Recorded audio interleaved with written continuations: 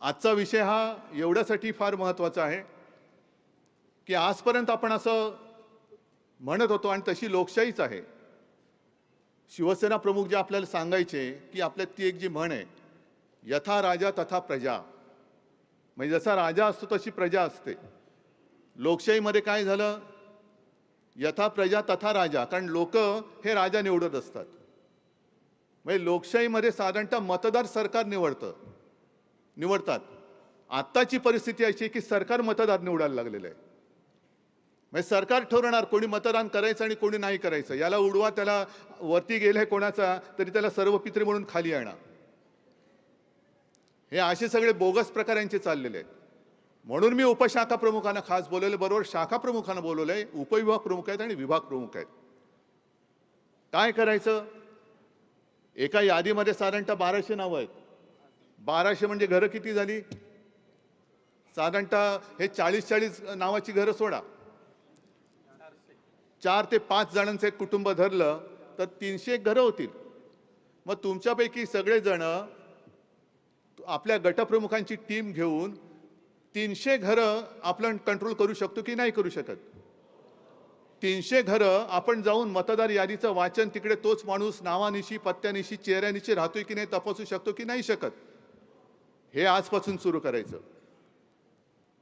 उपशाखा प्रमुखांनी त्यांच्याकडच्या ज्या 2-3 याद्या आहेत, म्हणजे 2 ते 3 गटप्रमुख आहेत, त्या गटप्रमुखांबरोबर रोज भेटून, शाखा प्रमुखांनी सुद्धा उपशाखा प्रमुखांना रोज भेटून, उपविभाग प्रमुखांनी उपशाखा प्रमुख शाखा प्रमुखांना भेटून आणि विभाग प्रमुखांनी शाखा प्रमुखांना भेटून, उपविभाग प्रमुखांना भेटून रोज आज तू काय केलं, किती घरामध्ये जाऊन आलास, किती बरोबर नावं सापडलेत, किती बोगस सापडलेली आहेत, बरोबर नावानिशी आणि चेहऱ्यानिशी.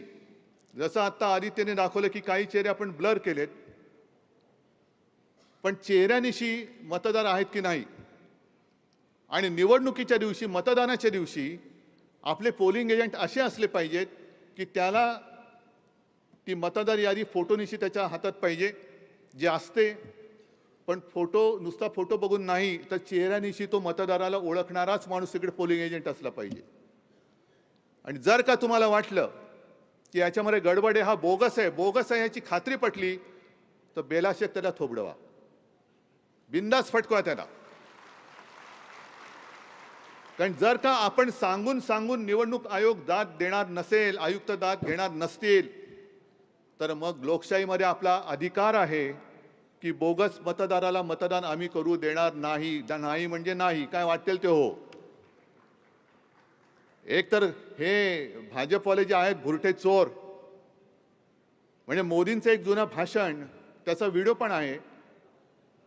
त्यांनी मुंबईचा संबंध गुजरातशी जोडलेला आहे आणि गुजरातला म्हणजे ह्या मोदींना मुंबई गिळायची आता. हा कावा यांचा डाव हा काही नव्याने आला याच्यातला भाग नाही.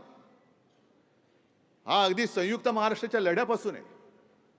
आता पिढ्या बदलत आहेत, नवीन पिढ्या आल्यात, पण पिढी जरी नवीन आली तरी आपल्यासाठी आपल्या आईवडिलांनी काय केलेलं आहे, काय त्याग केलेला आहे, हे आपण विसरता कामा नये. या 2 व्यापाऱ्यांना जर का असं वाटत असेल की आता 60 वर्ष होऊन गेली, त्यावेळेला जे घडलं ते घडलं, रक्त सांडलं, मराठी माणसांनी बलिदान देऊन मुंबई मिळवली, त्या सांडलेल्या रक्ताची किंमत पैसे मोजून जर हे मुंबई विकत घेऊ पाहत असतील, तर यांना मुंबईमध्येच आडवं करून यांच्या इराद्याचं थडगं सुद्धा आपल्याला इकडेच बांधावं लागेल. आणि त्याही वेळेला मोरारजी देसाई होते, गुजरातचेच मुख्यमंत्री होते, द्विभाषिक राज्याचे, आणि त्यांनी पोलिसांना सक्त आदेश दिले होते, शूट ॲट साईट, गोळ्या घालात, गोळ्या तुम्हाला दिल्यात ती माणसं मारण्यासाठी दिलेली आहेत. मराठी माणूस रस्त्यावर दिसला, आंदोलन करताना दिसला, तर त्याला गोळ्या घालून ठार मारा, हा आदेश देणारा मोरारजी नरराक्षक हा गुजरातचाच होता. तेव्हापासून त्यांचे हे सगळे डाव आहेत. गोळ्या झाडून मराठी माणूस झुकत नाही, म्हणून आता पैसे देऊन विकत घेऊन मुंबई गिळण्याचा त्यांचा प्रयत्न चाललेला आहे. इमान विकणारे खूप झाले, आजही आहेत, गुडघे टेकतायत.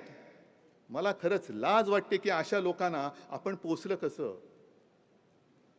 हे आईच्या कुशीवरती वार करणारी अवलाद आपण शिवसेनेने त्यांना वाढवलं, मोठं केलं आणि आईच्या कुशीवर हे बेलाशक वार करतायत आणि त्यांच्या जोरावरती ही लोक आपल्याच डोक्यावरती जर का वरवंटा फिरवणार असतील तर त्या वरवंट्याचे तुकडे तुकडे करण्याची ताकद ही आपल्यामध्ये आता आहे की नाही, ही परीक्षा मला वाटतं आपली आता शिवसेना प्रमुख घेत आहेत. मी काय दिलं तुम्हाला हे जर का शिवसेना प्रमुख तुम्हाला विचारतील, आपण काय सांगणार, काय दिलं तुम्ही? मराठी माणसाचं जे खचलेलं मन होतं आणि पिचलेलं मनगट होतं त्याच्यामध्ये आत्मविश्वास देण्याची ताकद ज्या शिवसेना प्रमुखांनी केली होती ती किमया अजून संपलेली नाही आणि ती संपू शकत नाही. किती अमित शहा आले